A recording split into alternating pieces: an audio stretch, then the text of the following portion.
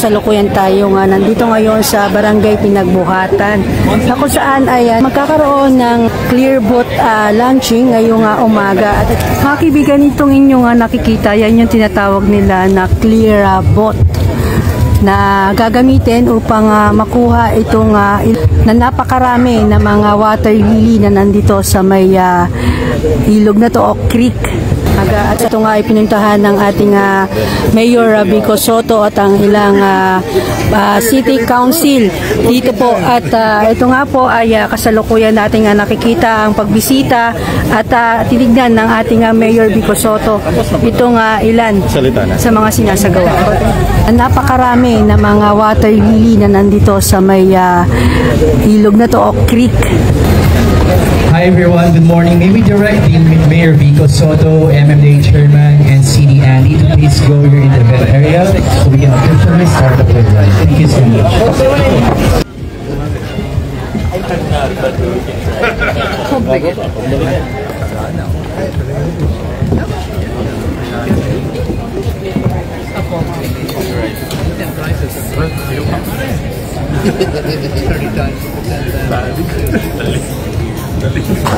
Good morning everyone.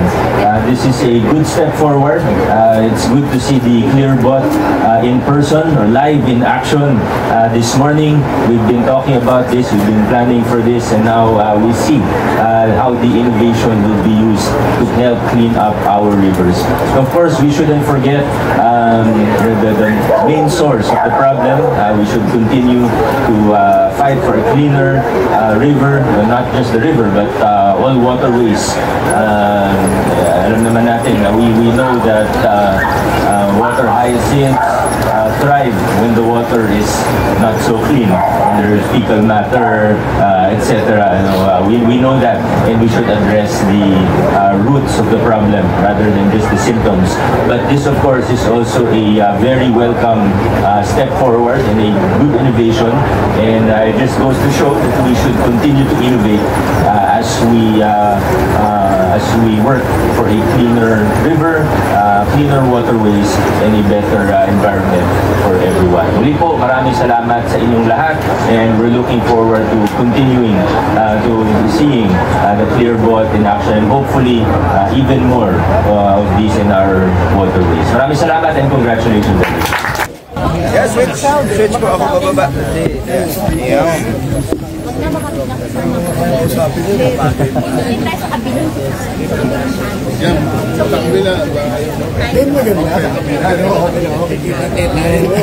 Ay, lugi tayo kay Greg.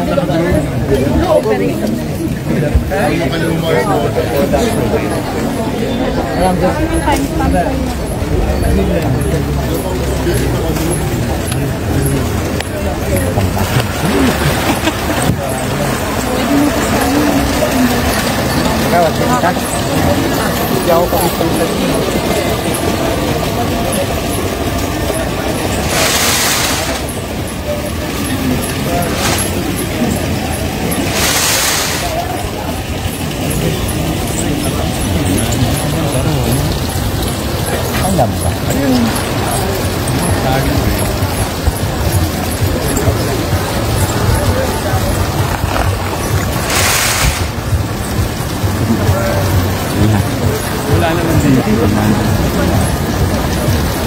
yeah, switch ko ako bababa. Yeah.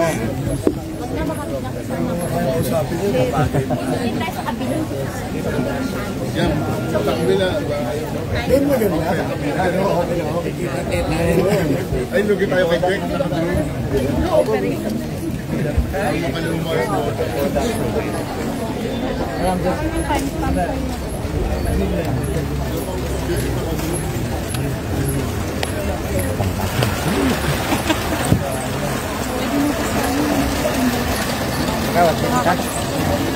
Jauh kami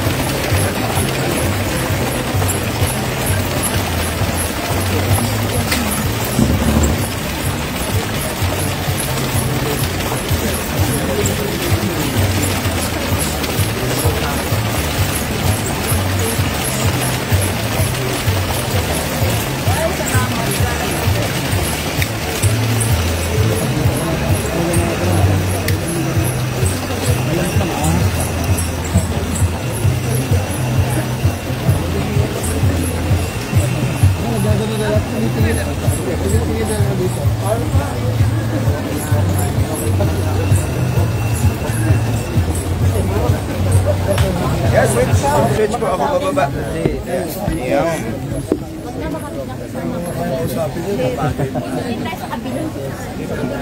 Yan, sa kabila. Ay, lugi tayo kay Greg.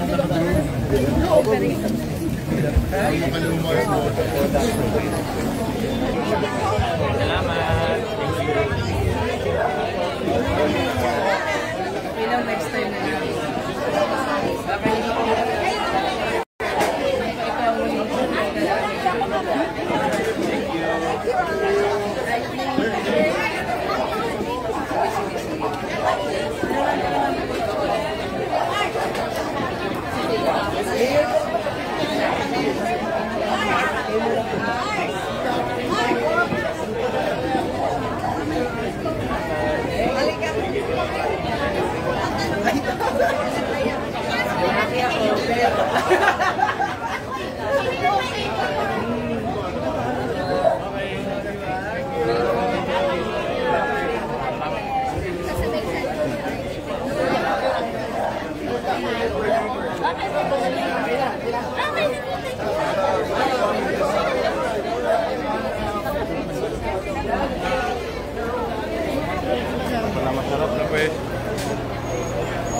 Mga kaibigan, hanggang dito na lamang po muna itong ating live update. Ito nga po sa gagawing Clearbot launching ngayong umaga sa Barangay Pinagbuhatan. Muli po ito si Elisa Legaspi ng Pasig News Update.